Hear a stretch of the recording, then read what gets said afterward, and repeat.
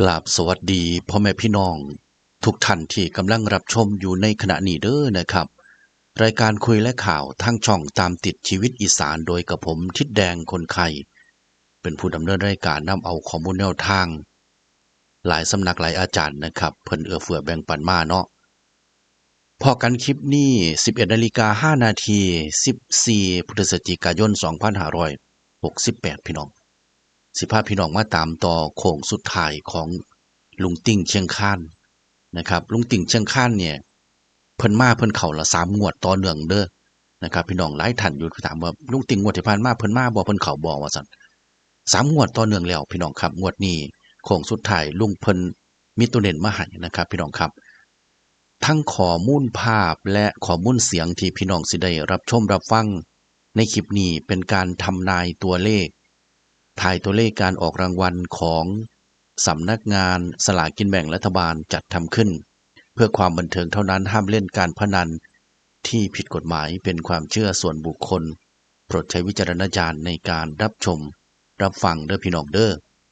ไปฟังน้ำกันพี่น้องผมนะครับคงสุดท้ายลุงติ่งเพิ่นมีจังไดมาฝากแน่ฮัลโหลสวัสดีครับลุงครับวันนี้เป็นจังไดยากอยู่บ่บ่ยากนอนลิ้นเบิ่งมันคือว่า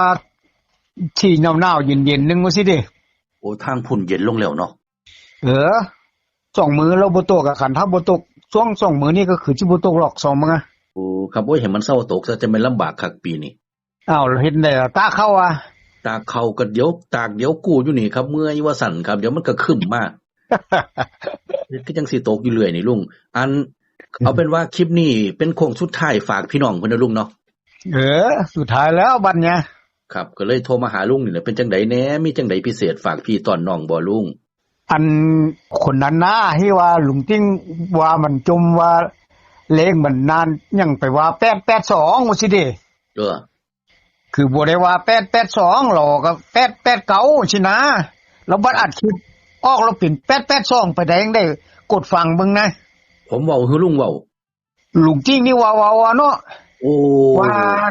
เลขอันฮู้อันเฮินฟันนะว่าโอ้ยมันคือบ่ออก589แล้วว่าสินะครับแล้วบัดค่อยไปเว้าว่า882ซั่นโอ้เว้าไปสิเด้เนาะมันหยังพาเว้าว่าติมันหยังหาเว้าว่าเราก็เว้า889หุ่นติเนาะโอ้ยซั่นมันมาออก5หยัง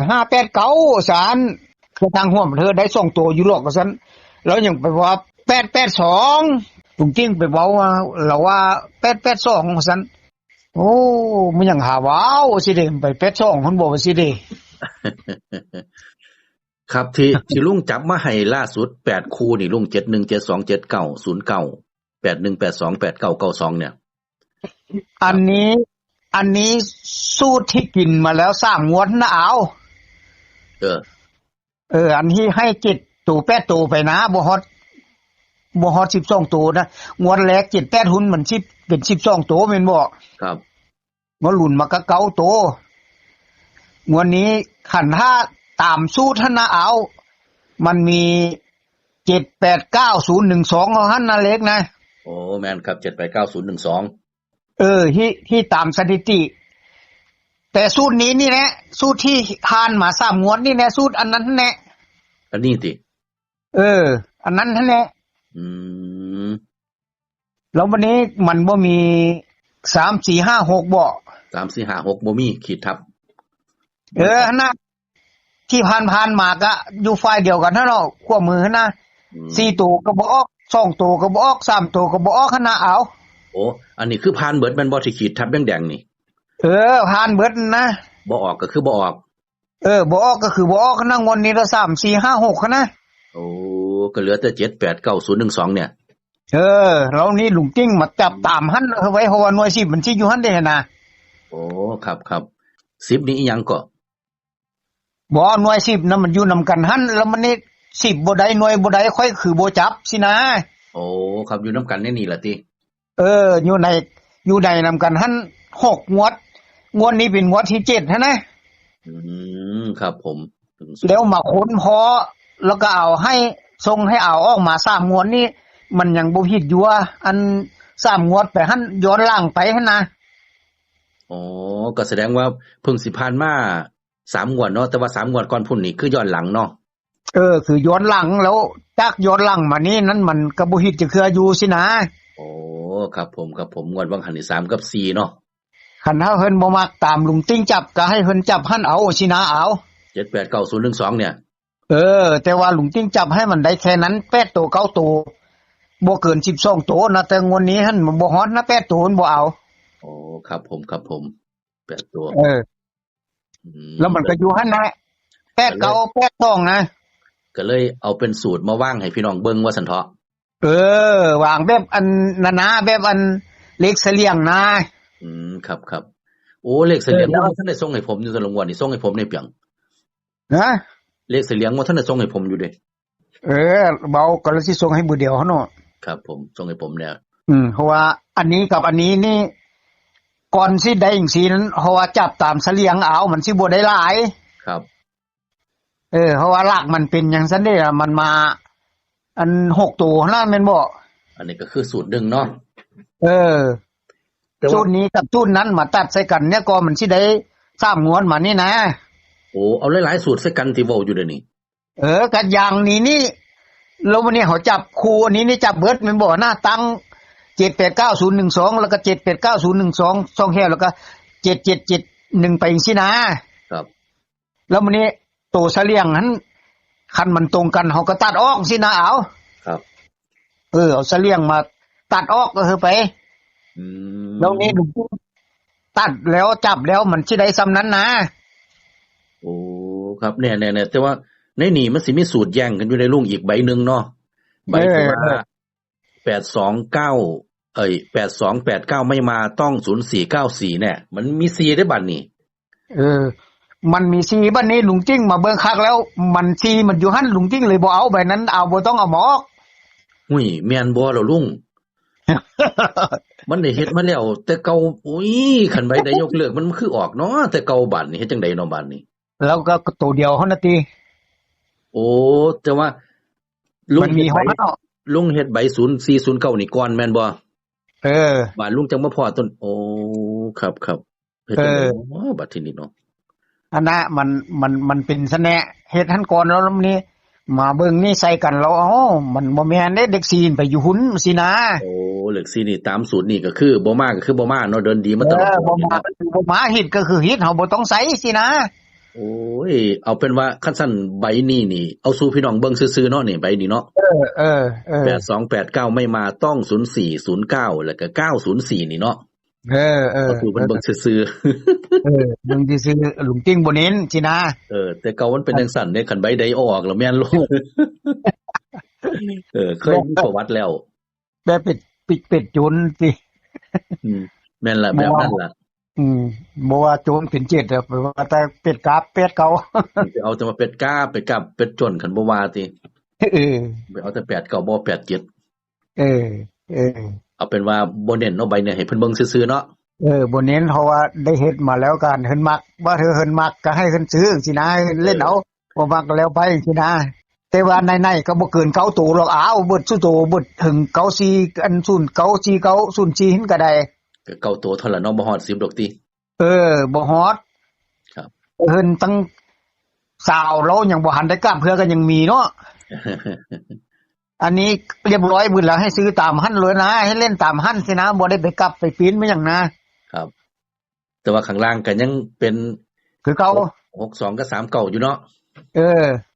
อันนี้คันออกวันศุกร์เบิกมื้ออื่นนี้วันศุกร์นี้ศุกร์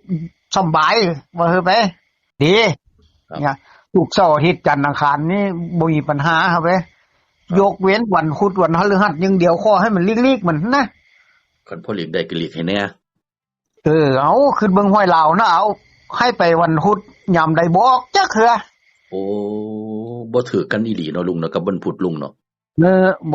บ่สมของมื้อวันศุกร์นี้ลุงติ้งให้ไปนี่ลุงติ้งว่าสัวนะคงสุดท้ายลุงฝากอีหยังหาพี่น้องแฟนคลับ FC เชิญครับFC เอ้ยบางโตเฮ็ดไว้ก่อนแล้วก็เบิ่งบ่คักก็มีชนะเลงนะครับแล้วก็เอามาเพิ่มมาเติมใส่ก็แค่ดำโตดำใดนี้คิดแล้วรวมๆแล้วลองคนเพิ่นว่า ลายใบนะลายใบก็จริงอยู่ลุงติ้งเด่นให้นะลายใบก็บ่เกินเก้าโตเล็กนะ เป็นเล็กอยู่ในนี่ละ เป็นเล็กอยู่ในเดียวๆกันเนี่ยบ่เกินเก้าโตทั้งหมดลุงติ้งที่ให้ไปนะบ่เกินเก้าโตแล้วก็เพิ่นว่าเฮ็ดลายเบิ่งลายหั่นก็เอา อันนั้นคันลายคันตีว่าลายก็บ่เล่นก็บ่เป็นหยังเพราะว่าเพิ่นผู้เพิ่นมักเพิ่นให้ลายโตกว่านั้นเพิ่นก็ให้หมาสินะครับ ผมเบิ่งซื่อๆเบิ่งเป็นข้อมูลก็ได้ เบิ่งเป็นข้อมูลไปว่า มันชนกับอาจารย์นั้นบ่ชนกับอาจารย์นี้บ่ที่14ติดตามมานะครับ ผู้มักไผ ถ้ามันชนกันหรือบ่ชนกันก็ให้พิจารณาไปหั่นซะนะแต่ลุงจิ้งมั่นใจเพราะว่าสูตรนี้นั้นให้เอาไปออก3งวดมันก็กินมา3งวดแล้วเด้ล่ะเห็นได้คันสิว่ามันบ่ดีก็ได้สินะ ดีอยู่เห็นผลงานเพิ่นอยู่ลุงเนาะ แล้วก็ให้พิจารณาเบิ่งไปเอาคันถ้าเป็นตาเล่นก็เล่นคันถ้าเป็นตาตามก็ตามลุงจิ้งก็บ่ว่าเฮาไปเพราะว่าคือว่าหั่นน่ะมันนานาจิตตังเนาะคนมันจิตใจบ่คือกันนะ มักไผมักเพิ่นบ่ได้ว่ากันเนาะ มักให้มักเพิ่นเพราะว่ามันก็บ่ได้บังคับหยังให้กันเล่นกันซื้อมันหยังบ่ได้ว่าสิไปท้าจวนกันปานว่าเพิ่น มีอยู่บางทีนะ เออ ให้สิแน่ให้สิดังอยู่หั่นนะโอ้จะไปเว้าหยังเนาะเอาซำนี้เด้อ14เด้อให้พิจารณาเบิ่งว่าเขาตามก็ตามบ่เขาตามก็บ่ต้องตามบ่เป็นหยัง ครับขอบพระคุณครับลุงครับพาพี่พาน้องมีสุขมีหมานเด้องวดนี้ก็ได้ลุง ลุงติ้งก็ว่าบ่หาดอยู่นะโชคดี ครับ ครับพี่น้องครับ ใบนี้ลุงติ่งเพิ่นว่าเอาให้เบิ่งซื่อๆเด้อนะครับ เพราะว่ามันติด04นี่แหมครับเพราะ04นี่4นี่เพิ่นเว้าก็เว้าแบบนั่นก็ว่าติดดับเนาะติดดับตามสูตรซะเด้พอดีว่าเพิ่นคำนวณอันนี้ก่อนแล้วเพิ่นจังคำนวณเพิ่นจังไปคิดเพาะตัวนั้นน่ะนะกับเพิ่นได้เอาขึ้นสู่เบิ่งแล้วแต่เก่าคันบ่เอามาสู่เบิ่งก่อนเนี่ย มันมักสิมามันมักสิออกพี่น้องเคยอยู่เด้ตัดออกจังซี่ใบนี้บ่เอาเด้ออันเอาซั่นจังซี่แล้วเอาออกแล้วมันมาจังซี่นะอันนี้ก็ตามสูตรเพิ่นนี่4นี่มันดับมันบ่มาเนาะนะครับแต่ว่าก็เพิ่นก็ได้แบ่งปันมาแล้วคันสิตัดออกนี่ก็จักจังได๋ก็ขออนุญาตเอาสู่เบิ่งนะครับแต่ว่าลุงเพิ่นว่าเบิ่งซื่อๆเด้อบ่ได้เน้นดอกว่าซั่น04นี่เด้นะครับเอาที่ลุงเพิ่นเน้นให้พี่น้องครับก็คือใบนี้เด้อใช่ล่ะ3ตัว3หางพี่น้องผมนะครับ889 589แล้วก็882นะครับ2ตัวข้างล่างนี่62กับ39พี่น้องครับ889 589 882แล้วก็2ตัวนี้62กับ39นะครับพี่น้องเกือบลืมตัวละลุงเพิ่นแบ่งปันเป็นเพื่อนบ้านมาอยู่เด้มื้อนี้วันศุกร์เนาะมื้อนี้เนาะนะครับเพื่อนบ้านที่ลุงเพิ่นแบ่งปันมาพี่น้องผมขออนุญาตเอาสู่เบิ่งเลยนะครับ62 82 71 73กับ76 3ตัวนี้862เด้อนะครับศุกร์ที่14พฤศจิกายน68นะครับเพื่อนบ้านความของลาวพัฒนาเนาะนะครับมื้อนี้วันศุกร์นะครับย้ำว่าเป็นการทำนายตัวเลขเด้อพี่น้องครับทายตัวเลขการออกรางวัลต่างๆนั่นล่ะนะครับจะทำขึ้นเพื่อความบันเทิงเท่านั้นห้ามเล่นการพนันที่ผิดกฎหมายเป็นความเชื่อส่วนบุคคลโปรดใช้วิจารณญาณในการรับชมรับฟังกราบขอบคุณพ่อแม่พี่น้องสุขสุขคนหลายๆนะครับเข้ามาอยู่เป็นหมู่ทิศแดงให้กำลังใจซึ่งกันและกันอยู่นํกันตั้งแต่ต้นจนจบคลิปนะครับขอบคุณลุงติ่งเชียงคานแบ่งปันให้พี่น้องได้เบิ่งได้ชมนะครับให้พาพี่พาน้องสมความมุ่งมั่นปรารถนาเด้อลุงให้เข้า4งวดติดนะครับงวดนี้ก็ได้เนาะแตก3ตัวโหลดเด้อลุงงวดนี้นะครับพอกันใหม่คลิปหน้าพี่น้องผมสวัสดีครับ